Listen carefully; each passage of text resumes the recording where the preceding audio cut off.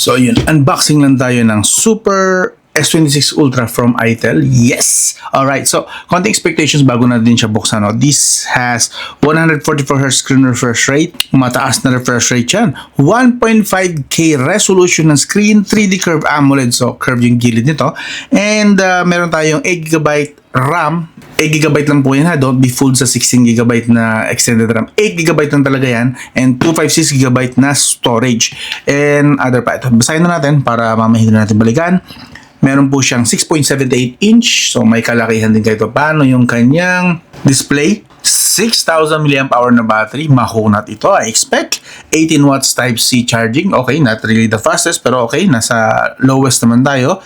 Android 15 na po siya. 4G lang po yung kanyang network. 50 megapixel na primary camera sa likod.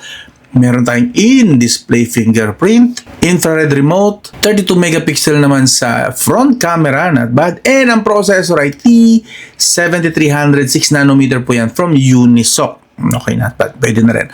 Alam ko hindi pipitsugin itong T7300 na ito eh. Pero malalaman natin sa actual test. And abangan nyo ang full review nito sa YouTube channel natin na reignmanguerra. Okay? Meron tayong 6-year fluency guarantee. Talaga ba? 6-year? Okay. Bold claim ha. IP65 rain. Okay. Meron tayong splash resistance. Okay? And makakatanggap siya ng 2-year major OS guarantee. So kung meron tayong Android 15 now hanggang Android 17, makakatanggap po ito. Okay? Aba, meron na rin palang NFC. So hindi na rin pala ito pipitsugin talaga, no? Kung meron sa inyo na gumagamit ng NFC for payment, like sa GCash, alam ko ang GCash ngayon is supported na po ang NFC payment. I believe pwede na. If that's the purpose. If not, kung touch transfer lang, baka file transfer lang ito, no? Not really sure, pero we'll see. Now, check natin siya ngayon. Unbox na. Yung natin. And whoop! Alright. Sabi ko natin to. Check na natin itong accessories na kasama para hindi na natin mamaya babalikan. Meron tayong pang sundot ng SIM card of course. Some literatures, warranty cards, and so on. Uy, meron tayong tempered glass na curved na rin. See that? Yep. It's for the curved display. You know, we have the unit. Tabi natin saglit. Meron pa yung accessories. Check na natin lahat. Okay. Meron siyang kasamang case, and this one is parang smoke glass ang design ng dating. Alright, bakit may ganito? Meron ba siyang wireless charging support? Weird. Curious. Check natin yan. At syempre yung 18 watts charging brick. Yes, mabagal yan for 6,000 mAh na battery, but I guess dahil budget category naman ito, yeah, we can't really complain that much, no? Meron tayong Type-C to Type-A na charging cable and data cable na din. So basically, ito po ang makukuha nyo sa box. Yan po yung mga kasama. Okay, na importante.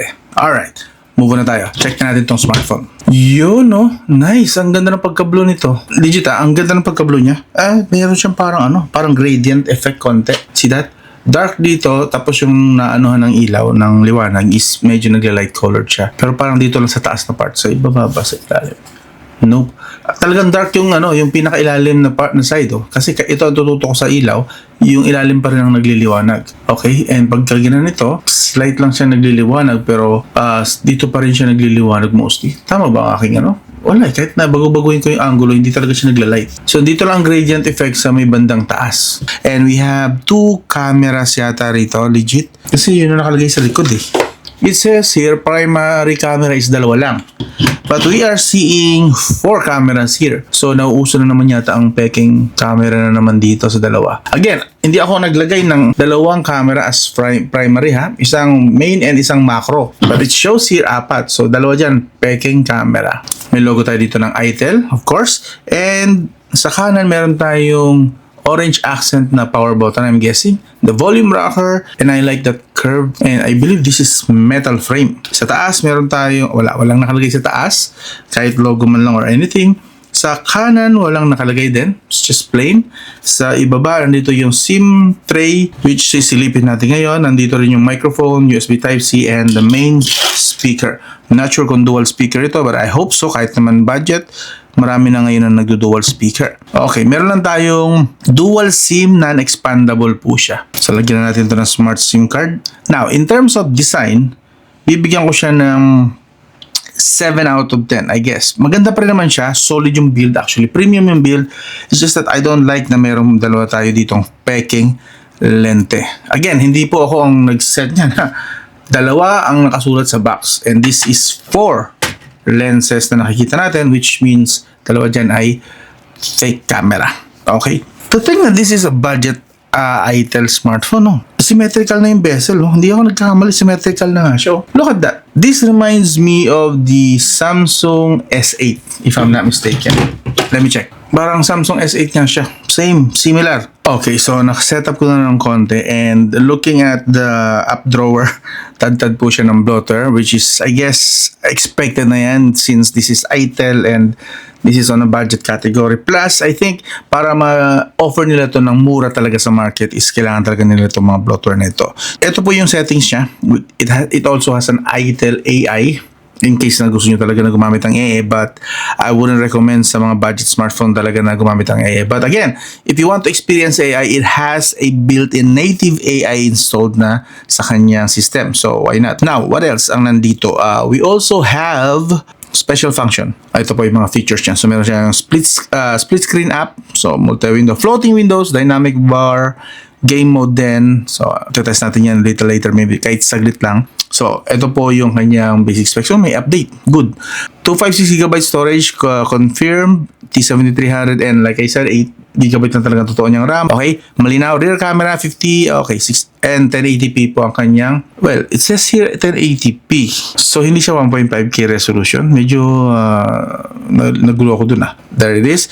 Now, sa camera, I wanna show you here na meron po siyang support for 1080p at 60 fps din, high frame rate ang tawag nila, and a 2K resolution at 30 fps. And while nakikita nyo while naka-on yung 2K resolution, pwedeng i-turn on ang image stabilization. I'm guessing that's electronic image stabilization, software based, not optical talaga, not hardware based. Pero at least, siyempre, di ba, meron pa rin tayong image stabilization and that helps pa rin para mas smooth siguro yung recording. But anyway, I'll show you the sample. Wait lang, double check ko lang din sa front camera, ganun din. Supported din po. Ito ko, yes. Front camera supported din po ang 2K at 30 fps and image stabilization naka-on pa rin. That means both front and back supported. Anyway, I'll show you some samples ng videos and pictures. Here it is. Okay, so double check ko lang saglit yung gaming niya. Hindi naman ako mag-game ngayon, but I just wanna show you. So, supported po niya ang, what do you call this? Meron siyang gaming mode. See that? Where you can switch to performance mode just in case na gusto mo ng extra power.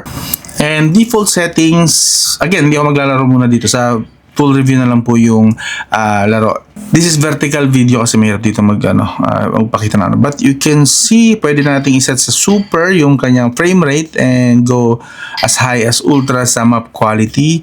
Effects, high din, set natin, itas agad na natin yan para makuha yung pinaka. So, ayan po ang settings na available sa kanya out of the box, okay? You can tweak that if you want. So, at least meron pong ganong features. Anyway, gusto ko rin ipakita yung saglit and pakita ko lang sa inyo saglit din yung Antutu score, then we can end this video, this first impression. Okay, so finally na tapos na yung Antutu score. 686,000 taas in fairness. Mataas siya rito sa CPU and dito sa user experience. So, okay, I guess okay yung kanyang what do you call this, yung OS, yung skin. Mataas 200,000 and then 7,000. Medyo mababa lang sa GPU 43,000. That's around half ng Helio G99 na 70,000 sa GPU. So, yun. I don't know why. Baka sa unang araw lang to. Again, this could improve kasi galing na to sa box. Kaka-unbox na natin. So, maybe that is why. So, again, very promising 686,000. And kapag na-optimize pa pala to, no? Kapag medyo umokay-okay itong GPU niya, maybe it could go up 700 to 800,000.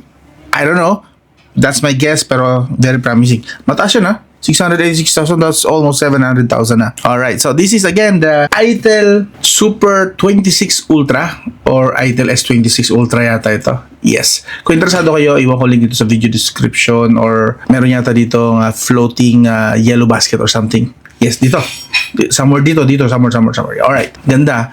For now, impression pa lang naman ito. Again, this is not my final verdict, but I would give this 8 out of 10 for the design and mukhang okay din yung kanyang display, solid, na not to mention na medyo promising din yung kanyang performance. So, 8 out of 10 for now. That's again, first impression. So, again, kung interesado kayo, I like this. Yung camera din pala, 2K resolution with image stabilization both front and back. Promising. So, yeah. Kung gusto niyo bumili, dito po yan yellow basket. Alright. I'll talk to you again soon.